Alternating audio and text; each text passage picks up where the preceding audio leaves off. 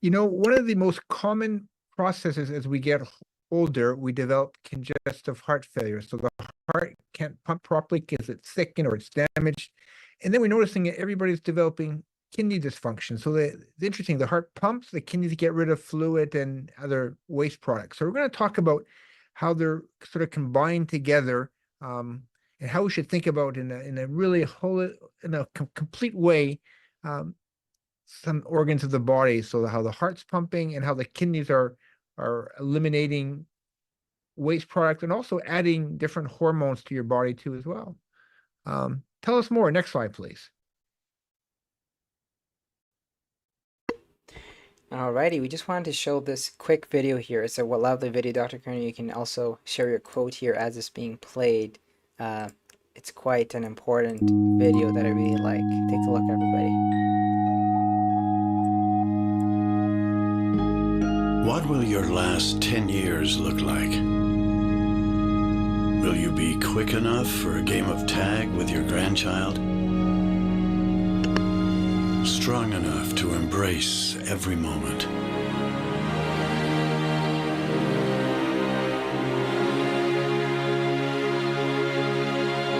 Will you grow old with vitality? Or get old with disease?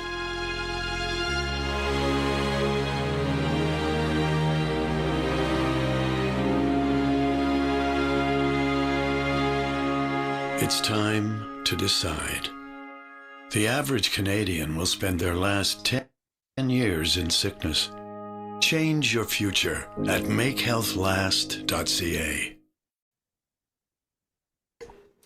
There's that. Go ahead, Dr. Curnew. Very powerful statement. If you're not prepared to exercise and lift weights, you will grow older before you have to and get closer to the nursing home. I am 65 years of age and I'm losing muscle mass. So as you know, the average Canadian between the ages of 20 and 30 and 70 can expect to lose half their muscle mass. So I'm trying not to age, but I'm going to try to age well. So in the last 2 years, I've started a weight training program. I'm in probably better shape than most of the people I treat, but that's not saying very much. Right now, my body composition is still too much fat and not enough muscle. I hope everybody thinks about that beautiful and sad and reality video you just showed right now, because I'm not the one that started all this issue about muscle mass loss, but I can certainly make a difference to myself. And I hope you're doing the same thing too as well. So the message is crystal clear. The choice is up to you. Everybody can actually do bands, lift weights, do push-ups, do whatever you want to do, or sit-ups, or doing something. So please, please, please, because I'm going to see most of the people are going to end up with things like congestive heart failure, dementia, atrial fibrillation, kidney failure, many cancers. And there's so much you can do to help delay this. So I'll be quiet for a little bit, but I think this is a really important time to reflect. Next slide, please. All so right. We're talking about... Yeah, go ahead, Dr. Curnew. Chronic renal failure. So there's not a day that goes by when people are looking at their GFR, glomerular filtration rate, and we'll talk about that between 0 to 100, and have symptoms. And you can look through this and pause and realize as your kidneys fail, your quality of life gets worse. You can actually accumulate fluid, get your leg swelling. If your electrolytes aren't working properly, you can get leg cramps. Poor sleep, chronic pain. The bones lose their calcium content.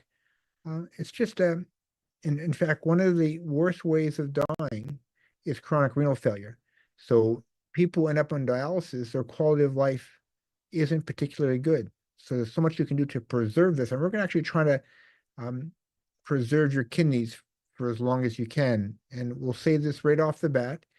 You start off with 1.1 to 1.5 million little kidneys or nephrons per kidney. And by the age of 70, you'll lose half of them. So we just talked about losing half your muscle mass. You can lose half your kidneys or your nephrons. So we're going to look at ways of preserving that function. And these are some of the symptoms you can see of kidney dysfunction. And most of the time, people are asymptomatic for decades beforehand. Next slide, please. And we can look at how kidneys and connection with congestive heart failure makes sense. And we're going to talk about this slide. Now, I would make sure that everybody takes a look at this slide. And I'm going to just start in saying something is that we should, at this point in time, in all people that are getting older or have decreased kidney function, measure the amount of protein you're losing in your urine. It's sort of like your car leaking oil. So if your kidneys leak oil and 25% of the blood supply goes to your kidneys, and it's a good marker for blocked arteries all across your body. So I'm going to let him talk about the GFR and the proteinuria, what it means and how we can actually make impact on this. So take it away. Who's going to talk about this? Yeah, for sure.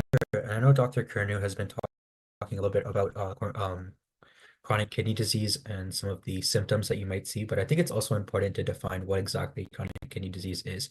So chronic kidney disease, or CKD, is a progressive disease that results in a loss of kidney function.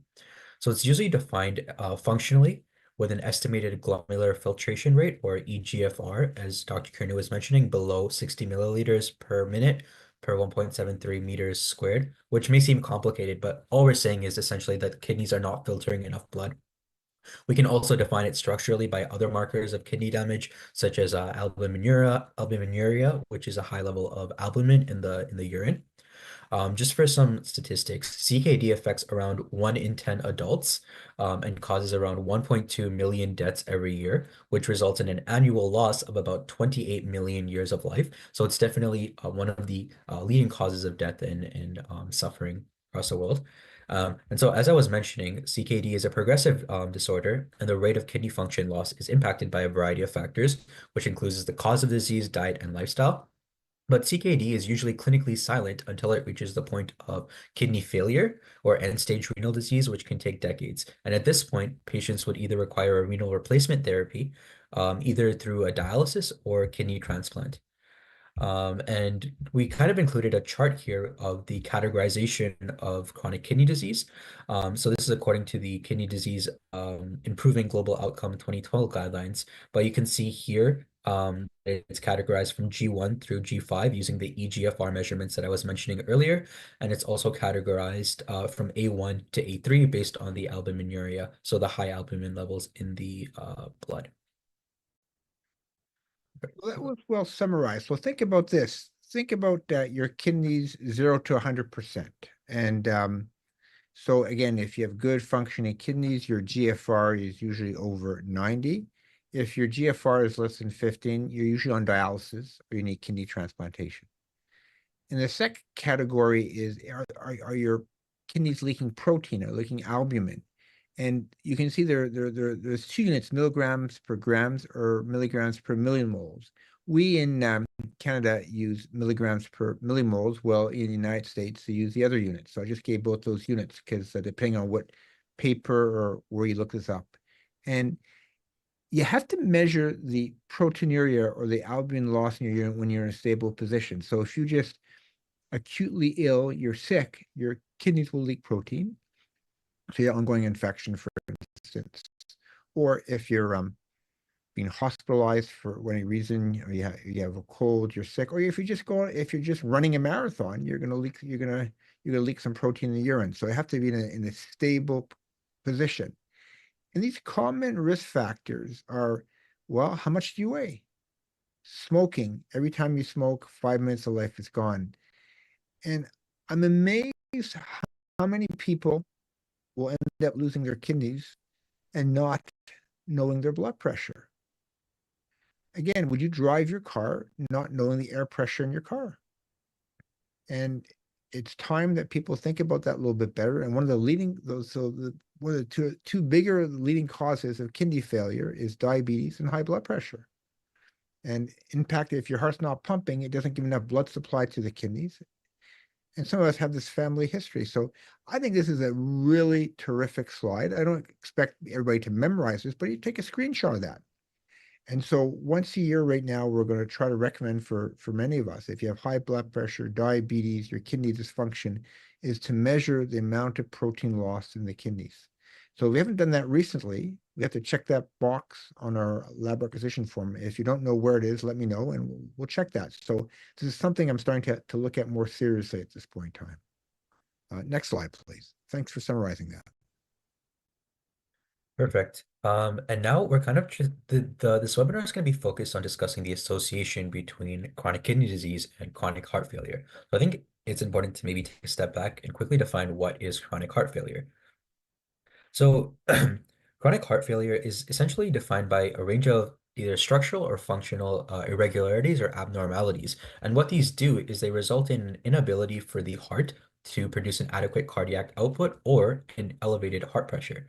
And so they're basically classified by the NYHA into 4 different categories from class 1, which is no symptoms, up until class 4. And you can take a look on that if you want to discuss the progression from class 1 to class 4. Next slide.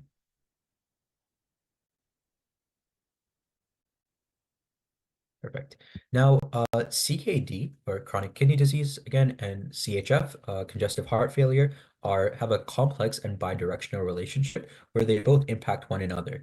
So you can see, for example, here when you have chronic or congestive heart failure, it can lead to symptoms such as volume overload, renal congestion, venous hypertension, sympathetic activation, etc., which can exacerbate the symptoms of CKD.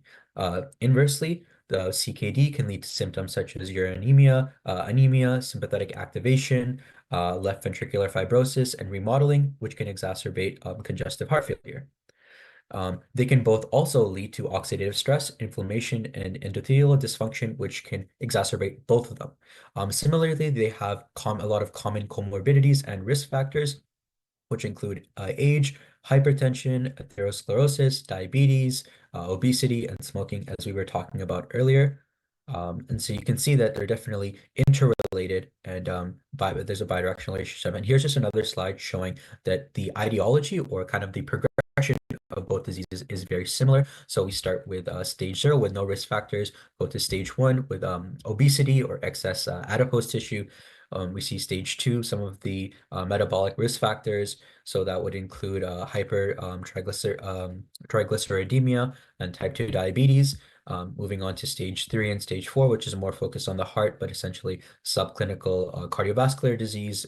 And we see some of those different pathologies as well, including coronary heart disease, heart failure, peripheral artery disease, and atrial fibrillation.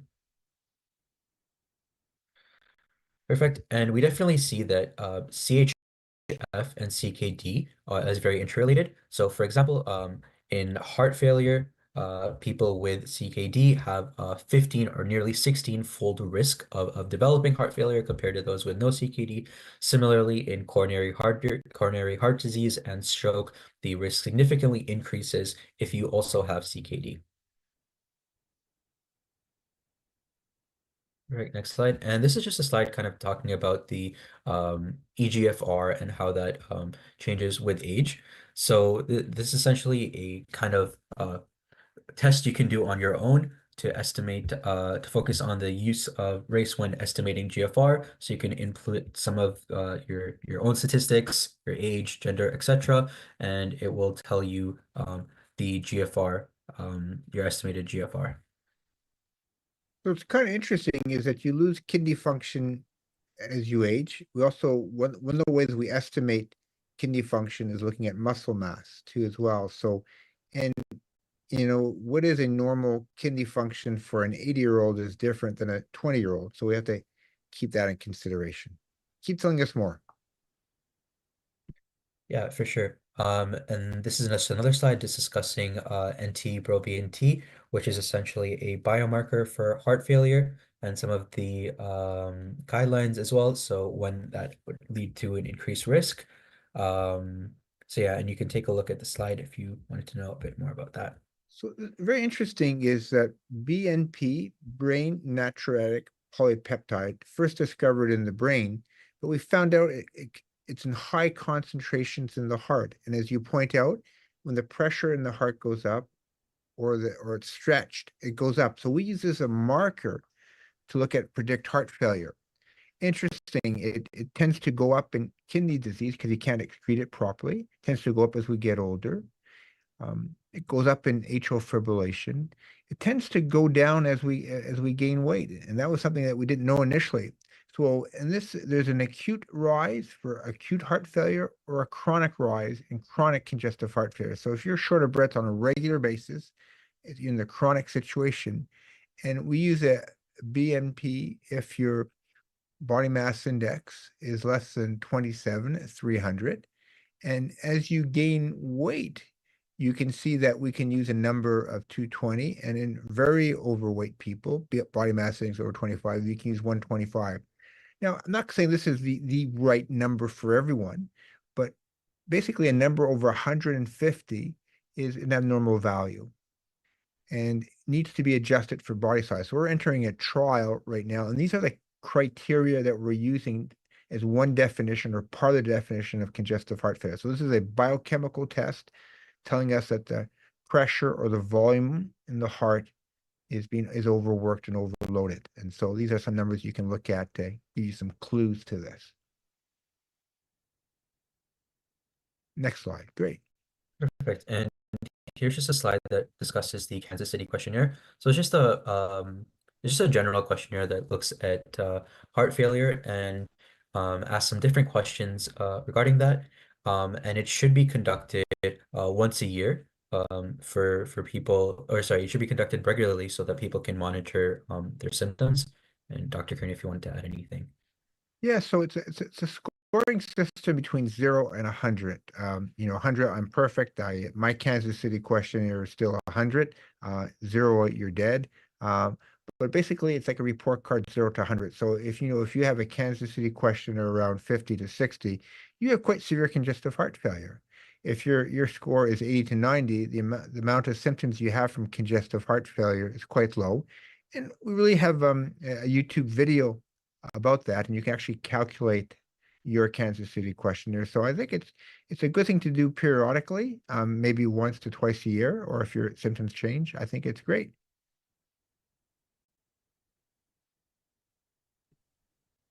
All right, now we're sort of going to get into the physiology of fluid balance and CHF.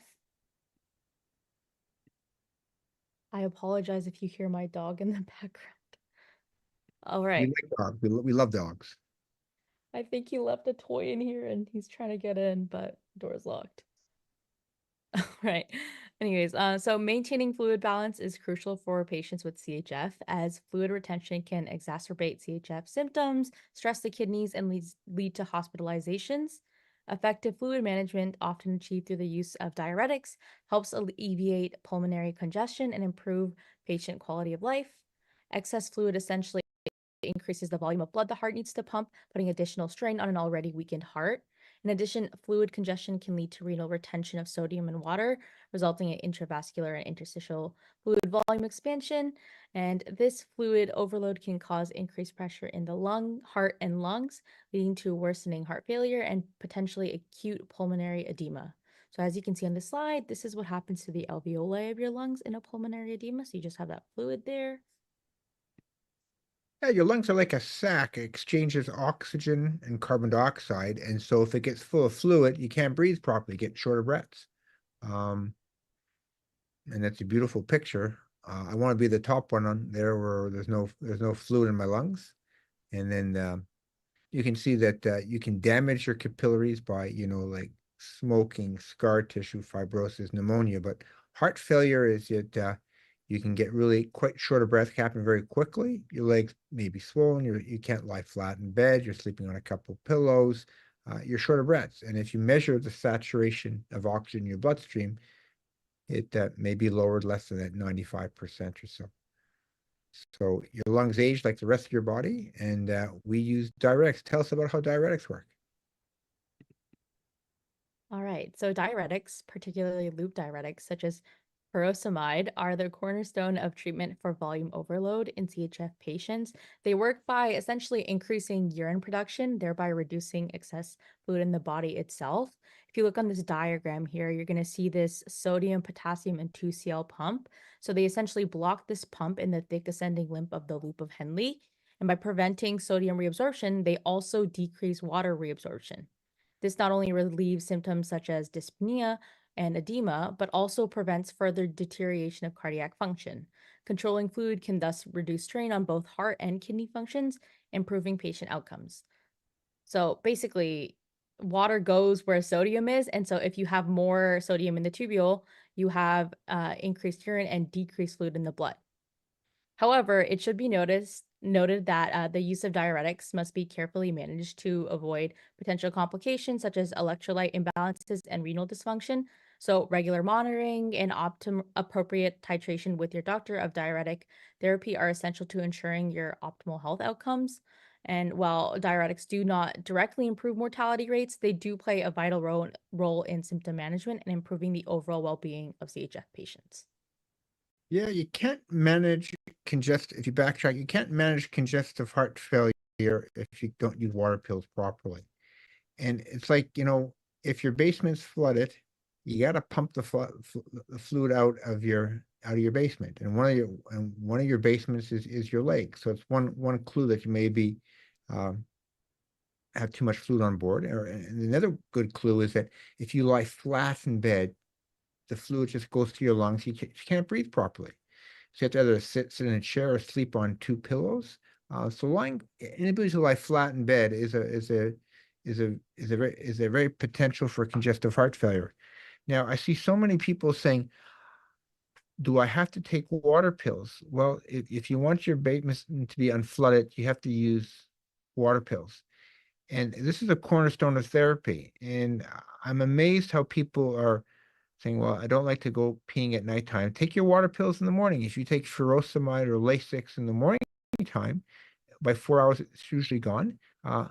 I get up a few times at nighttime to go to the bathroom, not because I'm in congestive heart failure, it's because my prostate's getting big. And so it's part of life. So we need to use the right amount of water pills. We use too much, we dehydrate the body and the kidneys. If we don't use enough, you're going to be short of breath and miserable. So let's work together and using just the right amount. And don't be resistant to making you better. Next slide, please. So Dr. Curnew, tell us about potassium management, Dr. Curnew. So water pills actually regulate. If we give you too much, we deplete you of magnesium, potassium, and potentially sodium. But potassium is one of those electrolytes we have to keep in right control, somewhere between 4 and 5 range. If it's very high, above 5.5, we have to make some alterations.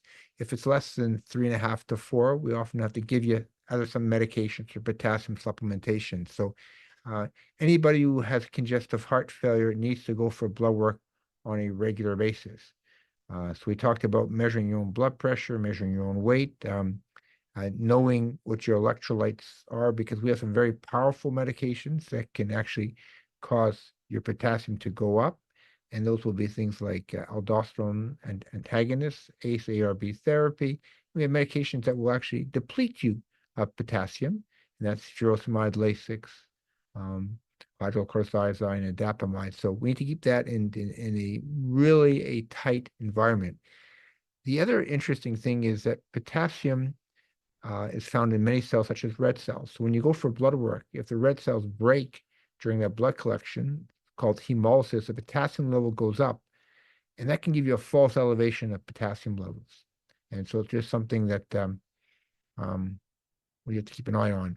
And high potassium, especially, can be a marker for sudden death. So we have to make sure it's in the right range. Too low can make you more prone to rhythmic events, to bad rhythms of the heart. So we have lots of things to think about. And these are just some ways to look at that there. So know your potassium, usually in the 4 range, above 5, 5.5, we're in trouble. Less than 4, it's too low. We need to be on some sort of replacement therapy. Next slide. All right, so I know we've been talking about diuretics and potassium management, but it's also interesting that traditional antihypertensive medications like ACE inhibitors and beta blockers can also have a significant impact on managing heart function and kidney protection. So having that sort of dual effect. According to a network meta-analysis published in Drugs, ACE inhibitors significantly reduce the risk of cardiovascular events and delay the progression of chronic kidney disease in patients with non-dialysis CKD in stages 3 to 5. These medications essentially work by inhibiting the renin-angiotensin-aldosterone system, which helps lower blood pressure and reduce proteinuria, which is a key factor in kidney damage. If you look on the screen here, we can point out where exactly ACE inhibitors work. They essentially prevent the formation of aldosterone, which is going to lead to that fluid retention in your body. Furthermore, the American Diabetes Association also highlights that ACE inhibitors are a standard of care for managing hypertension in patients with diabetes and albuminuria, offering renal protection by reducing intraglomerular pressure. Additionally, beta blockers have been shown to provide cardioprotection in patients with diabetic kidney disease by helping to achieve target blood pressure and reducing the risk of cardiac events. So just really interesting how all those things sort of connect, and things that you use in your daily life can also offer additional renal protection. So it's interesting. We use, if we just backtrack one slide, we use ACE or ARB therapy to lower blood pressure, protect the heart if it's damaged, and to protect the kidneys. So they have a 3-in-1 property. And people will say is that I'm not necessarily using ACE or ARB therapy to lower blood pressure, which is not a bad thing in any circumstances. It's to protect the kidneys and prolong the life of the kidneys, and to protect the heart to make the heart stronger. Now, beta blockers are especially valuable in patients who have an injured heart, and getting a resting heart rate close to 60 beats per minute is one of the best medications to try to make the heart stronger. So really important groups of medications here. Next slide, please. All right, thank you. So it's also very important to note that this field of research in particular is very new and continuous. Like, things are really changing year by year. For example, in 2020, a Cochrane meta-analysis was looking at the pharmacological interventions for heart failure in people with CKD, and analyzed 112 studies on heart failure treatments for people with CKD. And of these, with an overall around 24,000 participants, we had data on CKD patients alongside CHF. And it actually found that ACE inhibitors, or ARBs, did not show clear effects on reducing death rates, with 4 studies featuring about 5,000 participants. But this was due to low certainty. And aldosterone antagonists and vasopressin receptor antagonists also showed uncertain effects on death with very low to low certainty. However, beta blockers, on the other hand, were suggested to reduce the risk of death, but this was the result of 4 studies with about 3,000 participants of moderate certainty on conclusion. So if you look on the left side here, this little diagram that we have with the green, yellow, and red is essentially the risk of bias table for the studies included. And there's a lot more red than you want when it comes to a meta-analysis. So the results were often unclear or had limited data, making it hard to draw strong conclusions. And it essentially outlined that you needed more research in order to better understand how these treatments could affect heart failure patients with CKD.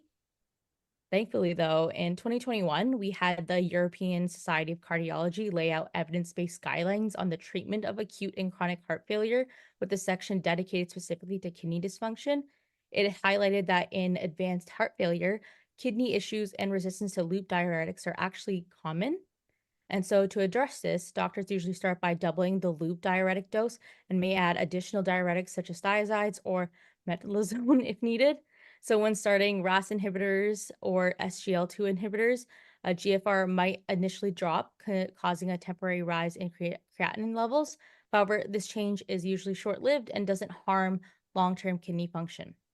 So as shown in studies such as the Emperor Reduce trial that examined the effects of an SGLT2 inhibitor in patients with chronic heart failure and reduced ejection fraction, which essentially caused a small early dip in GFR, but later slowed kidney function decline and improved patient outcomes. The guidelines also stated that for patients with less severe kidney impairment, Beta blockers can lower mortality, though evidence is limited for those with severe kidney disease, as RCTs haven't extensively studied treatment for heart failure patients with severe CKD. So, as we can see, more research is needed for specifically looking at CKD and heart failure as outcomes of interest, and this is an ongoing conversation as we're having right now. So it's interesting as we talked about using diuretics to just control how much volume or volume overload that you have. So if we give you too much, we can actually worsen the kidney function. And we use drugs like ACE, ARB therapy, and SGLT2 receptor antagonists. They can actually cause initial worsening of your GFR because what you're doing is decreasing the perfusion of those kidneys and decreasing intraglomerular pressure, the pressure inside the kidneys, but they'll lead to long-term benefits. So that's my job to figure out.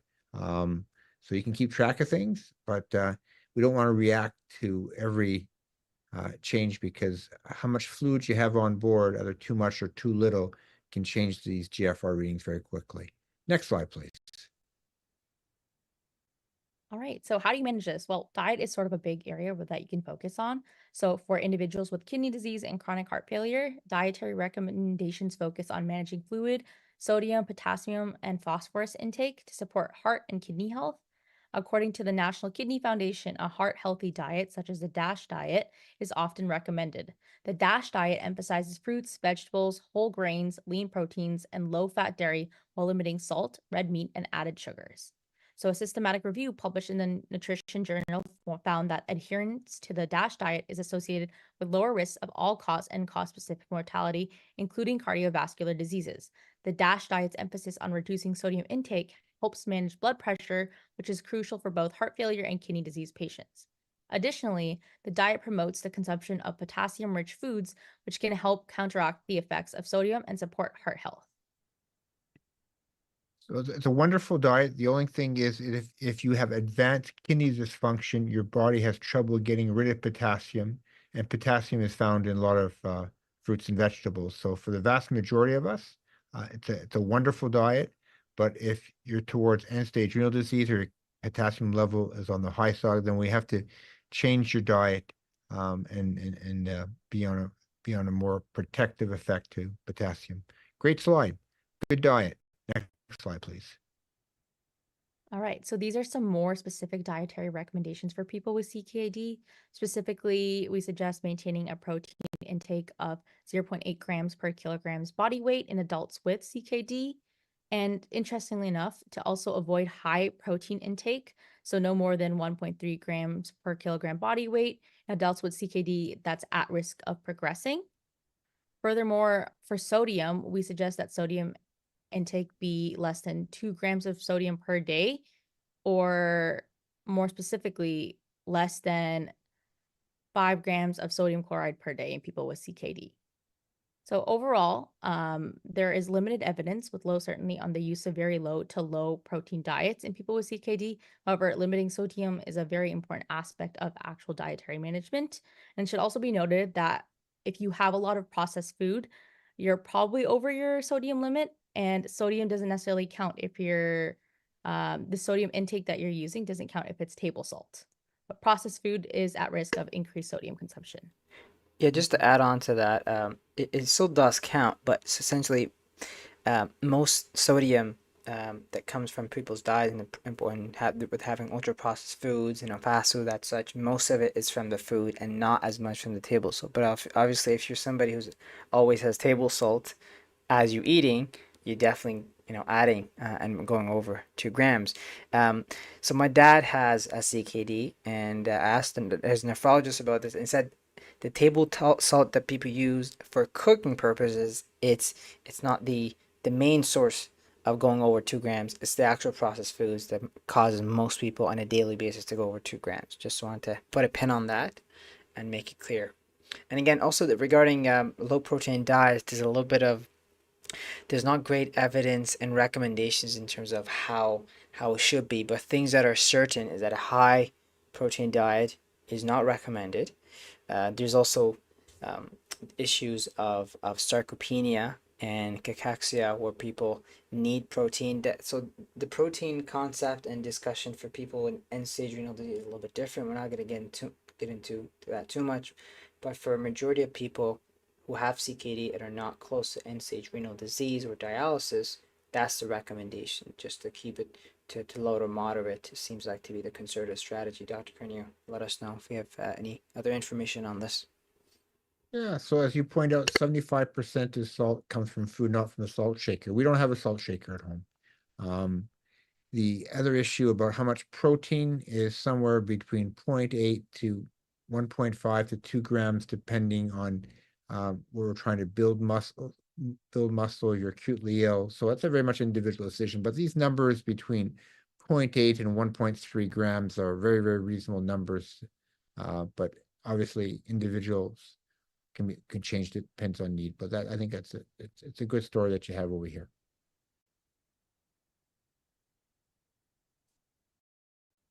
All right, so some observational studies suggest that plant-based proteins may slow kidney decline compared to animal-based proteins, though causality is unclear. However, there's biological plausibility, as a crossover study in 10 healthy individuals over 3 weeks showed that with equal total protein intake, that a plant-based diet compared to an animal-based diet led to reduced renal plasma flow, increased renal vascular resistance, and lowered the fractional clearance of albumin, which is protective in its effect. And when we're debating whether or not to use plant versus animal protein, regardless, it's important to consider that 100 grams of meat is not necessarily equal to 100 grams of protein. It's approximately 25 grams of actual protein. If you look on the slides here, you actually have these little conversions for animal proteins and common plant proteins. So for example, about 28 grams of meat, poultry, fish is about 6 to 8 grams of protein, and 100 grams, which is just half a cup of legumes, could be just considered 7 to 10 grams of protein.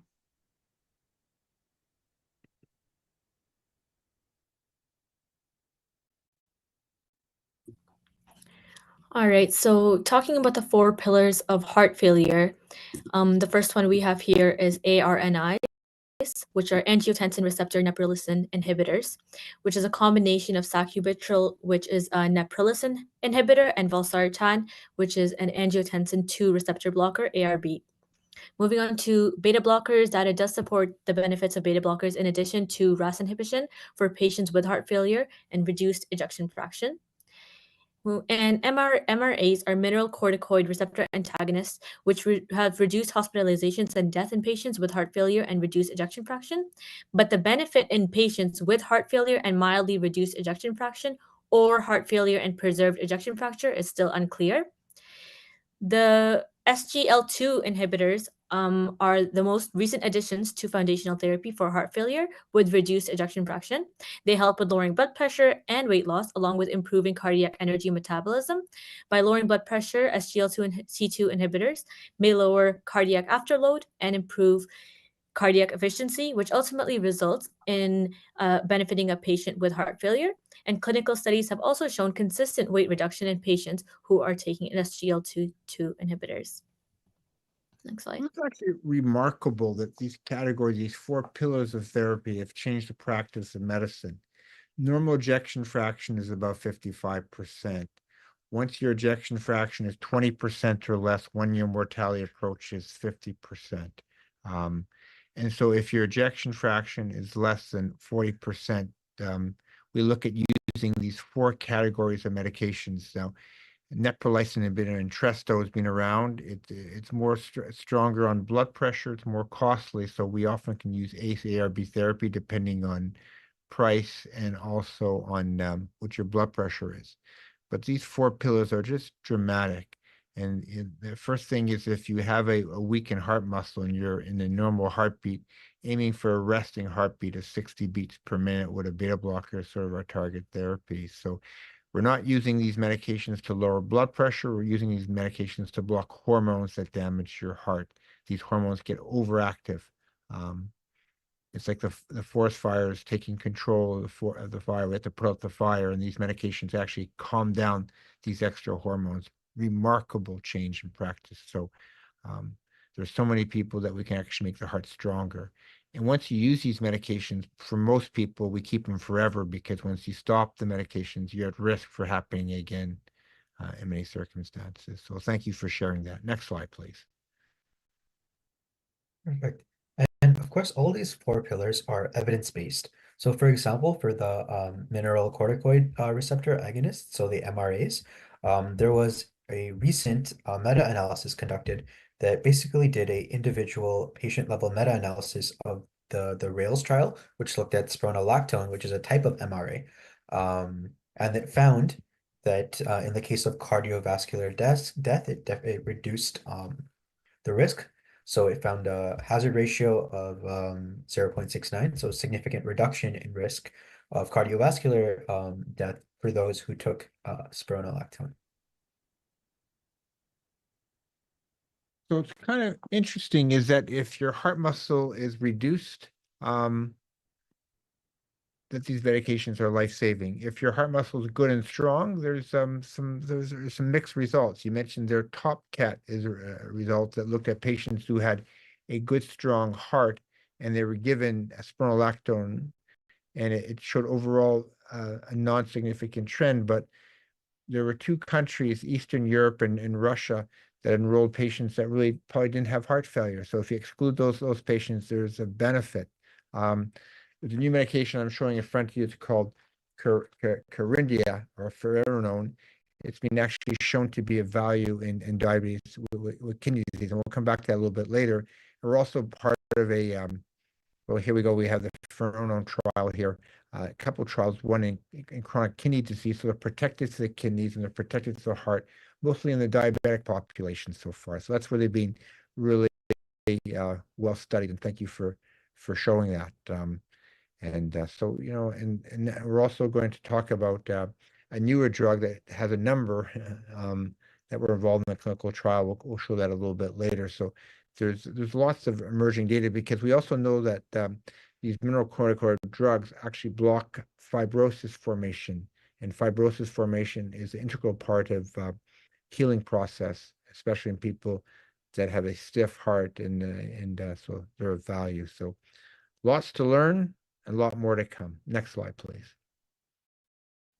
Perfect. We just wanted to quickly discuss the association between CHF and CKD, because when we're treating heart failure, those drugs could actually have, in some cases, an adverse effect and could worsen CKD because they could increase creatinine, potassium levels, and also increase the risk of hypotension because obviously we're trying to lower the blood pressure in some cases, which can lead to hypotension. So just going over the different the four pillars in the context of the relation or how they may affect the kidney. So when we're discussing ARNIs, there's a potential reversible creatinine increase, but in that case, the benefits do outweigh the renal decline. And just an example of one of those drugs would be Entresto. In the case of beta blockers, it's actually beneficial for the kidney, so it reduces risk of death across all CKD, chronic kidney disease stages. An example of a beta blocker would be bisoprolol.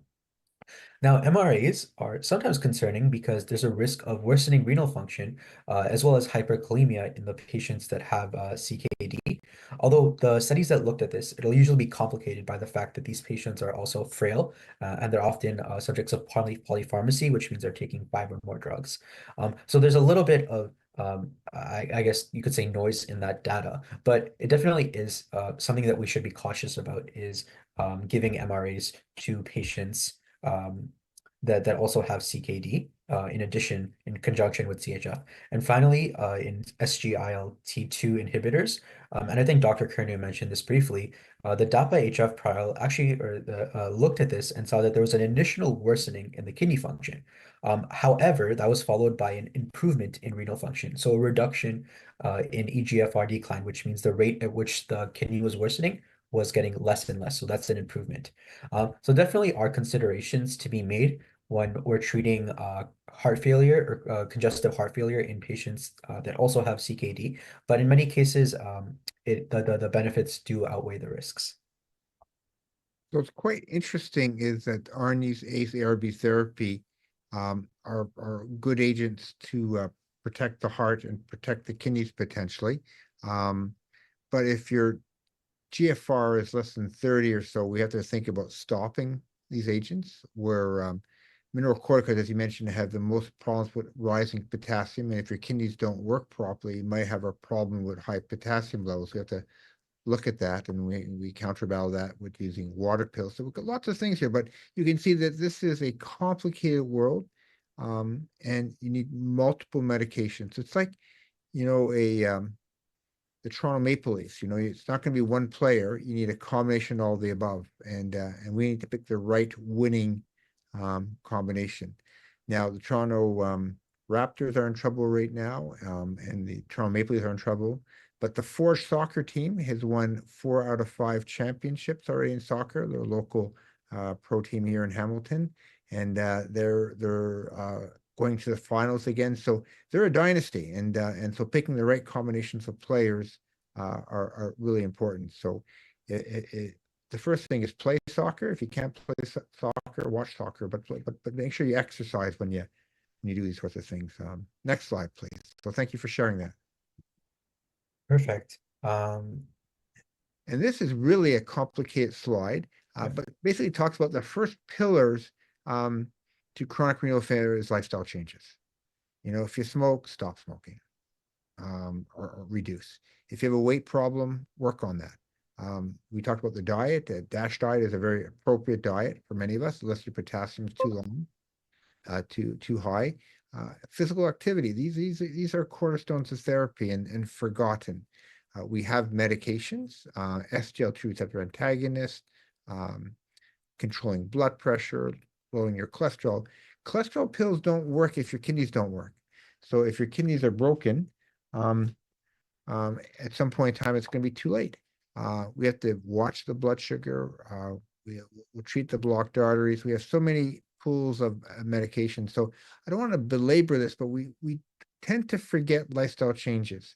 And if you have kidney disease or you have congestive heart failure, you're going to require combinations of therapy. And the good news is that most of these things overlap each other. Next slide, please. So I think that's a good overview of that circumstance. Again, these are these pillars of therapy. I'm not going to bore you. When you see all these lines to the left, that means good things. Lines to the right, bad things. So you can see there all these combinations really work well. So it's a combination strategy. It's like any sports franchise it's a team game. So it's team games to protect your kidneys. Next slide, please. And yeah, go ahead, Dr. Curnew. This shows exactly what you're saying, that these medical therapies are important. I just wanted to put this point here as well, that this is why it's important. This is why we keep checking pills in the clinic, because a lot of people have congestive heart failure and CKD, or either or. They're taking a lot of medications, and these medications are important because of this data right here. It actually works when in combination. So. Yeah, and the right combinations. And if you look at medical records, somewhere between 1 to 5 out of 7 medical records have the medications wrong. Other doctors change, patients make alterations, pharmacists make suggestions, you make suggestions. So please bring in all your pills every time you see us, know how many prescription renewals you have left, who writes for what medications.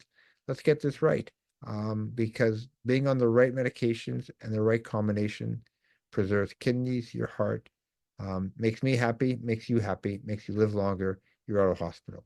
Next slide, please. Now, Finerenone is really a new drug that's introduced. Who's talking about this one? I am. Yeah. Tell us about it. Yeah, so Finerenone is a non-steroidal MRA, and in the study, researchers assessed the efficacy of Finerenone in patients with heart failure and mildly reduced or preserved ejection fraction. It was basically done because more therapies are needed for patients with heart failure, and large trials of Finerenone have shown to reduce the risk of hospitalizations for patients in heart failure, chronic kidney disease, but studies do show that it has to be patients who do have heart failure. There were 3,003 patients that got Finerenone and 2,998 patients who got the placebo.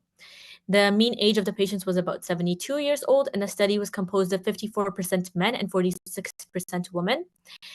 It was conducted for adults adults aged 40 years or older who had symptomatic heart failure and mildly reduced or preserved ejection fraction. They were randomly assigned to receive Finerenone with a maximum dose of 20 milligrams or 40 milligrams once daily, or the placebo, in addition to their regular treatment interventions. So as you can see right here, the graph shows the results. It was found that Finerenone resulted in a significantly lower rate of total worsening heart failure events and death from cardiovascular causes than the placebo. And on the right, the death from cardiovascular causes shows that it did not differ too much between the groups. And Finerenone was also associated with a high risk of hyperkalemia and a lower risk of hypokalemia than the placebo. In this study, there were some gaps since not a lot of Black patients were involved in it, and the benefits of Finerenone can't exactly be generalized to other MRAs. And just want to add something as well. Dr. Curnew, I'm not sure if you know how much this costs. I looked at the Drug Ontario formulary. It's going to cost around $1,200 a year. Do you know more about the price of this and if CKD patients have coverage at all under the Ontario drug formulary? It's an expensive drug. Depending on your kidney function, we pick a dose. Obviously, potassium, so it is very costly. Spironolactone is a cheaper version because of its effects. It has less chance of affecting side effects like breast getting gynecomastia, getting sort of breast enlargement. And we're still learning about this. So I think it's been more studied in the diabetic population at this stage. The benefit is a modest reduction of about 14% or 15% reduction in worsening heart failure. So it's something we have to keep an eye on, and we have to keep conscious of price. So the Ontario government pays for it at certain indications. So it plays a role. Whether or not it's better than spironolactone, we can still debate that and other agents. And that's what the research of the day right now is. So glad to have a new player in this space. I'm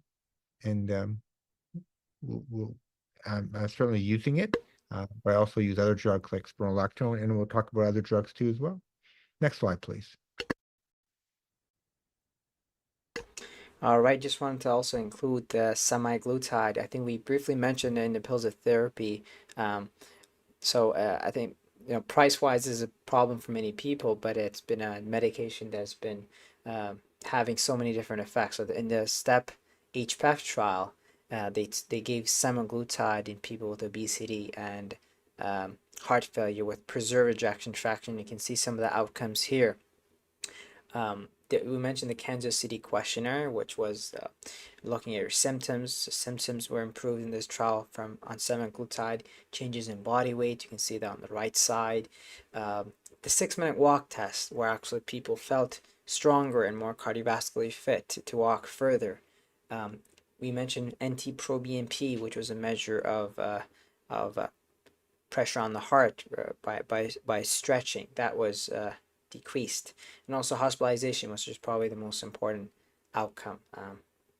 And there's also another trial called the SELECT trial, which came out this summer. This was not in patients with heart failure, but with those who had obesity without diabetes, and we saw a reduction of 20% as well in non-fatal heart attacks and strokes. Again, this is with people with obesity without diabetes, so there's another benefit of this medication. There's other benefits as well that they're looking at, and semaglutide is one type of this class of medications of GLP-1s as well. There's other ones as well. Availability and cost are issues in Canada, but these are the one that we predominantly use in the clinic right now.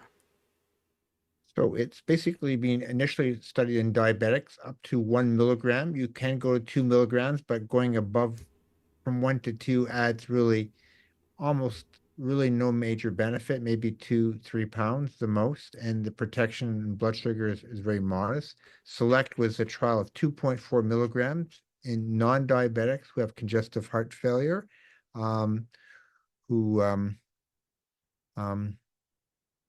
and it showed a reduction in cardiovascular events, mostly heart failure admissions, 20%. So it's not huge, but it's still very nice. And they use up to 2.4 milligrams. So now if you use 1 milligram a week, that costs basically about $250. If you use 2.4 milligrams, it costs about $500 a month. So and that is said as Wegovy is the same medication, semaglutide, for weight reduction, and Ozempic is semaglutide for diabetes. So it allows us to distinguish why you're using it.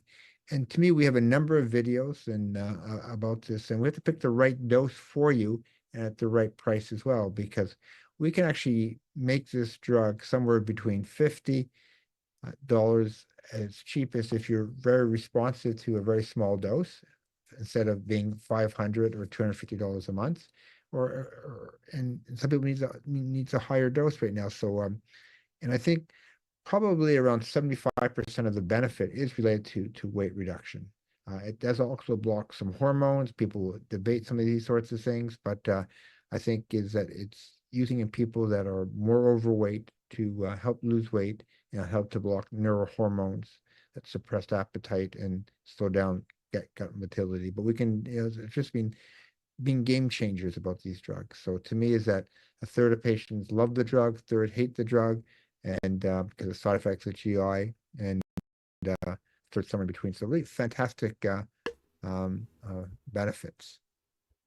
Tell us about the slide. Absolutely, and this is the flow trial. Flow, thinking when you hear flow, think fluid. This is semaglutide, Ozempic, in patients with CKD and type 2 diabetes, and you can see, so I think the dose was 1 milligram, Dr. Curnew, as you mentioned, 1 milligram a week versus placebo, 1,700 participants versus 1,700 in placebo, and their outcomes were the composite outcome of kidney transplantation, your GFR going below 15, and so that's, or at least a 50% reduction. And you can see that the results was a 24% reduction in this composite outcome. So all those outcomes together with semaglutide in patients who had CKD and diabetes together. So this is just another landmark trial, I think you could say, with the flow trial. Yeah, the flow trial just came out recently, and it's one of those new pillars that's protective for the heart and also the kidneys. You can see that we started off talking about the kidneys and the heart. You can see how interrelated they are.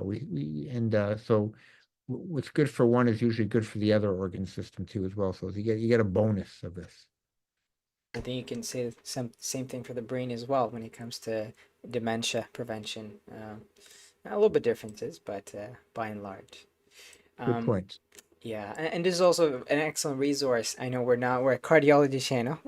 We don't have a lot of kidney videos, but if anybody wants to learn more about this topic, this is an excellent evidence-based resource. Dr. Sean Hashmi is an evidence-based and board certified. That's very important because a lot of people, it's interesting. I Googled a kidney disease and those kinds of things, and the top line searches that I got were all the wrong people. The people that I know share bad information. So it's and that I tried that on Google and Bing. So it's just a pity that there's not a lot of, difficult for people to know who's saying the right thing, who's saying the wrong thing. So these links are in the description. There's 3 channels. There's plant-based kidney health. They talk about how to actually find the right foods for you. Plant-based kidney kitchen. They're all evidence-based, wonderful. Again, they're the reasons to check them out. We also have a few videos on congestive heart failure, actually more than a few. We have a wonderful playlist. They're a little bit long, but you can start going through them and get a micro certificate in congestive heart failure management as well. Now I'll come back to this in a bit near the end. Dr. Curnew wanted to talk about this fibroblast activity and aging. Yeah, so as we get older, I get more wrinkly. My kidneys start to get more wrinkly, and you start to lose function of this, and there's an inflammatory component to this. And the more overweight, the more inflammation that you get. Same thing happens to the heart. And I love the thing about your kidney aging. As you get older, you can see your kidney functions decline. And you can protect your kidneys. By diabetes, the best way to treat diabetes to prevent it from happening in the first place or put into remission. So losing 30 pounds in a type 2 diabetes can put about 70% of diabetes into remission for the next few years. I mentioned the word remission. It's not cured. If you have gestational diabetes or a woman who gets pregnant gets diabetes, the kidney's under a lot of stress at that point in time. Your pancreas under a lot of stress, and you will develop diabetes in the future. Again, knowing your blood pressure, knowing if you have diabetes, knowing your blood sugar, and controlling your weight are so important. You can see how this happens. Now, we decrease inflammation. We mentioned things about aldosterone blockade, spironolactone, finerenone, eplerenone, and newer agents are underway to help protect the fibrosis and the scarring. But keeping your blood pressure under check, keeping your weight under check, not smoking, also keeps the fibrosis under better check as well. Next slide, please. Now you can see on your right, we don't have enough organs right now. Is that there's a lot of people on a waiting list, and this is unfortunately a growing problem. Some people have gone different parts of the world to actually buy organ donation. It's basically illegal. Next slide, please. And this is just one slide. I'm sorry, no, go back to the other slide there. So we didn't put that one in there. So what I'm saying is that if you go to certain countries, China, India, to get organs in India, for instance, says that people will sell their organs, and they're in trouble already, and they get very little money for these sorts of things. Other countries too as well. Some countries have used prisoners after being executed, that they harvest their organs for sale and things of that nature. Many people coming back from these countries have come back with infected organs and things of that nature. So this is a terrible ethical problem, and moral issue, and stealing organs from other countries, other peoples whose lives are in jeopardy is not a good thing. So if anybody's done this, please don't do this. And my advice is that there's certain organ donation processes. So when I pass away, please take every bit of organ that you can get from me and use it for something. Interesting, I was just at McGill, where I went to medical school, 4-year class reunion, and one of the labs was actually growing mini hearts and things of that nature. And so lots of things are happening, different cells in different areas and things of that nature that be grown right now. So dialysis is a gift. And if you can't use your organ, please give it to somebody who can. In our country, the default is that you have to consent, and your family has to give the organ. In other countries, the default is that if you don't talk out successfully, they can use your organs for other people as well. So one of the greatest gifts you can give is giving an organ. And I just was talking to a patient last week. Her lives were transformed, where someone in their family gave them a kidney. And another issue where a young little baby just got a heart transplant very early in life, and it's a game changer. If you ever get an organ from somebody, please write all sorts of letters thanking people who have given organs, because often someone has died along the way, and at least knowing that their gift is appreciated would be something. But please don't ever consider organ trafficking. It's wrong, it's cruel, and people are taking advantage, and often the organs that you get may not be as good as you think they are, and they might get infected. Now, this is a trial called EASi Congestive Heart Failure Trial that we're just going to start right now. Very proud of it. So we're going to take people who have a heart muscle that's still pumping well, have congestive heart failure, as we talked about. We're going to look for structural changes in the heart. We're going to measure the proBNP, and we're going to actually randomize them to the combination. We know that SGLT receptor antagonists are sort of a godsend for kidney and heart protection, especially for the kidneys, and that there's a newer mineral corticoid that I can't pronounce. It has a name to it. It's called B1690517. And so this has some very interesting properties. So we're still learning about these medications. And if you're interested, let us know about this. We're very happy to have you participate and finding better ways to preserving your kidneys and your heart. Next slide, please. Again, you're born with about 1.5 nephrons in each kidney, between 1 and 1.5. And between the ages of 80 and 70, you can lose half your nephrons. So nephrons are these little parts of the kidneys that are little filters. So each kidney has between 1 to 1.5 of these filters, and you lose them as we go. So please take care of them. They're precious. Next slide, please.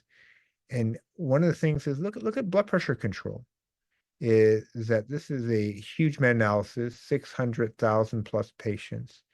And if your blood pressure goes from 130 to 120, you decrease the risk of a cardiovascular event, a heart attack, by about 20%, stroke by 30%, heart failure by 28%, mortality by 10%, and preservation of kidney function. I don't know, we don't have the number over here, but it's substantial. So these are really important organs to preserve right now. And I think it's foolish for people not to have a blood pressure machine. It's foolish not to have a scale. It's foolish not to monitor your health. It's foolish not to go for regular blood work. And it's foolish not to take care of yourself. We all go through periods of time where things go well. Other times we go through very difficult times.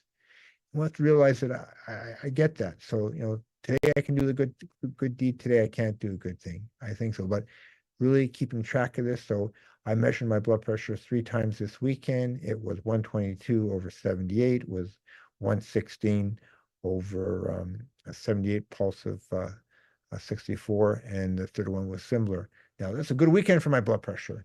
Other weekends, it's not so good. And so please, please, please, you deserve to know your blood pressure. You deserve to have your own blood pressure machine, or go to the pharmacy and measure on a regular basis. So that's really an integral part of your health. It's always good. It's always high. I don't know that. It's good to know the actual number. Next slide, please.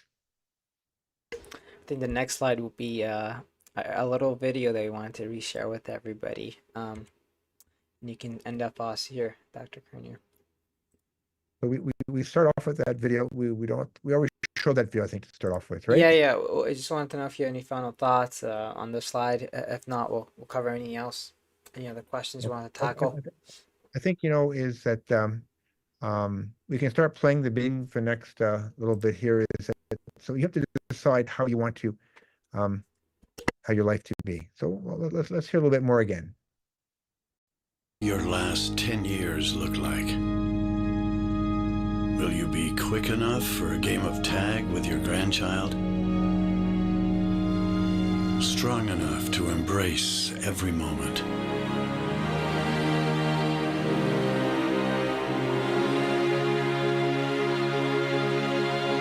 Will you grow old with vitality? Or get old with disease? Okay. So I think some choices are. So we talked about pillars for congestive heart failure. Where's that pillar slide for kidney function? It shows that that's the one, Dr. Curnew. This is the it's the long one.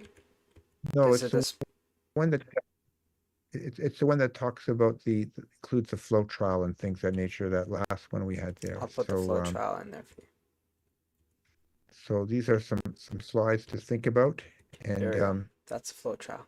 No, okay. So we're missing a slide. So one of the things is that to protect your kidneys, there are good lifestyle changes, and there are good medications.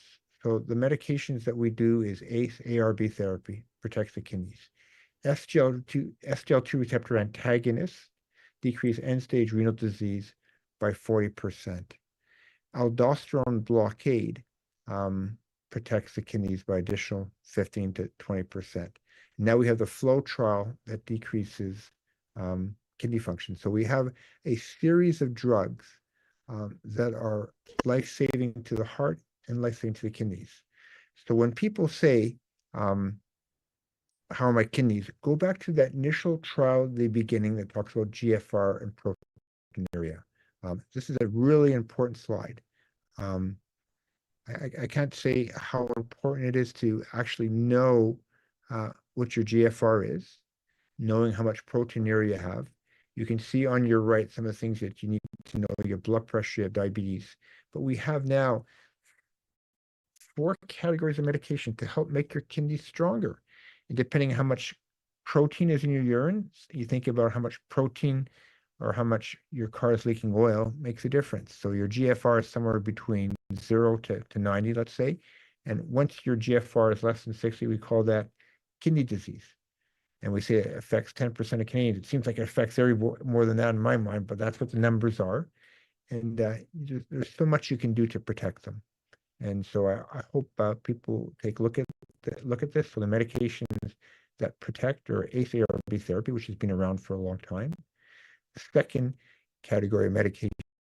So this is actually for heart failure. So and basically this is not the slide I wanted to show. That's okay. Just put that slide back on there about the kidney function. I think I found it, Dr. Curnew. There it is. I just have to reshare. There you go. So here we go. These are the pillars that protect the kidneys. We'll get that. Is that going to show up in here? Yeah, it's going to load. Yeah, there you go. Yeah, so we just had this one slide. So we have renin blockade ACE/ARB therapy, aldosterone blockade. So the ones we have right now are spironolactone, Finerenone, Kerendia. This new drug that we're doing a research, B1690517. Semaglutide, Ozempic, has been shown to protect the kidneys. The number one agent to decrease end-stage renal disease is an SGLT2 receptor antagonist. It decreases end-stage renal disease by 40%. Don't forget the lifestyle changes. It's not too late. And, don't forget to know your blood pressure. If you don't know your blood pressure, it's like not knowing the pressures in your car tire, and you're accelerating the demise of your kidney functions. Remember, you start off with somewhere between 1.5 to 3 million nephrons, and you lose half of them as you age. So you can protect them, and these are some of the strategies you can look at this. So I mentioned the Ford soccer team as a fantastic local soccer team in Hamilton. Won 4 out of 5 champions. It's going for 5 out of 6. So I want you to protect the rest of your body. I want to thank the entire team for a wonderful presentation, right insight about this. And we neglected the kidneys for too long, and we won't do this anymore. There's a ways of calculating end-stage renal disease and need for dialysis. Well, we can show that at a later date. So I want to thank the whole team for doing this over here. And have a great night.